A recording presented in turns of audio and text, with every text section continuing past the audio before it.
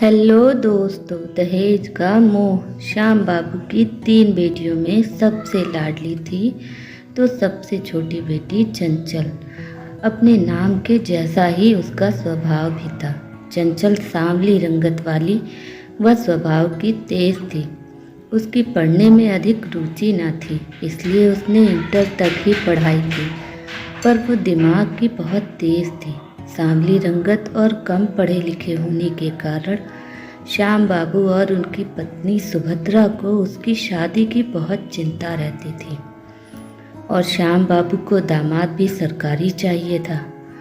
जो भी चंचल को देखने आता उसकी सांवली रंगत और कम पढ़े लिखे होने की वजह से उसे नापसंद कर देता।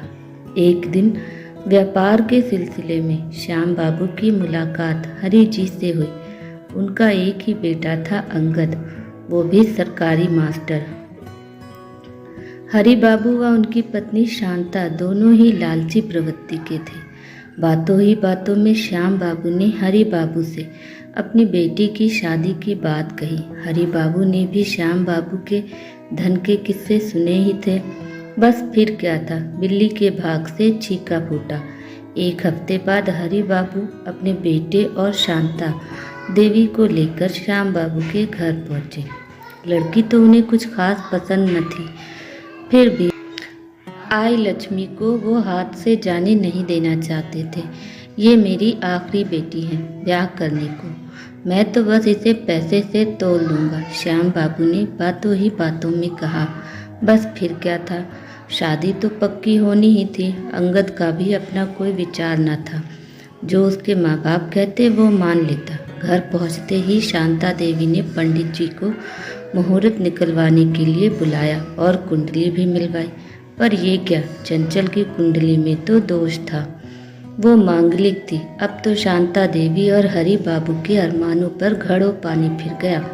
आती हुई लक्ष्मी जाती हुई दिखाई देने लगी। पंडित जी, कुछ तो उपाय होगा, हरि बाबू पंडित को दक्षिणा देते हुए बोले। पूछने लगे, हाँ हाँ क्यों नहीं, अभी बताता हूँ। पंडित जी ने दक्षिणा जेब में रखते हुए जवाब दिया, अगर लड़की का विवाह लड़के से पहले किसी कुत्ते से करा दिया जाए तो सारा दोष खत्म हो जाएगा। जो भी आ जाएगी उस कुत्ते पर आएगी। बस फिर क्या था, शांता देवी ने उपाय सुनते ही सारा हाल चंचल की माँ से कह दिया। कुत्ते से शादी? चंचल की माँ और चंचल दोनों इस बात के लिए तैयार न थे। चंचल जिद पर अड़ी थी, इससे अच्छा रिश्ता कहीं नहीं मिलेगा। श्याम बाबू के सरकारी दामाद के सपने के आगे चंचल और उसकी माँ की एक न चली और वो दिन आ ही गया। चंचल को दुल्हन की तरह सजाया गया। चंचल मन ही मन बहुत दुखी थी। हरि बाबू और शांता देवी अपने घर से कुत्ते की बारात लेकर चंचल के यहाँ पहुँचे। चंचल हरि बाबू के लालच को भाप चुकी थी। उसने उन्हें सबक सिखाने की ठानी। कुत्ते को चंचल के बगल में बिठाया गया और पंडित जी मंत्र उच्चारण करने लगे। शांता देवी कुत्ते का हाथ पकड़ के सारे कर्मकांड करवा रही थी। विवाह संपन्न हुआ। खड़े होकर बड़ों का आशीर्वाद ले लो। जैसे ही पंडित जी ने ये कहा, चंचल उठ खड़ी हुई, तपाक से बोली, अब मेरा पति यही कुत्ता है, अब मैं किसी और से विवाह नहीं कर सकती। शांता देवी और हरि बाबू अवाक रह गए। श्याम बाबू भी हैरान थे। मैं ऐसे घर में शादी नहीं कर सकती, जो दहेज के लालच में कुछ भी कर सकते हैं। चंचल की इस हालत के जिम्मेदार न केवल हरि बाबू और शांता देवी थे, बल्कि उसके पिता श्याम बाबू भी उतने ही जिम्मेदार थे।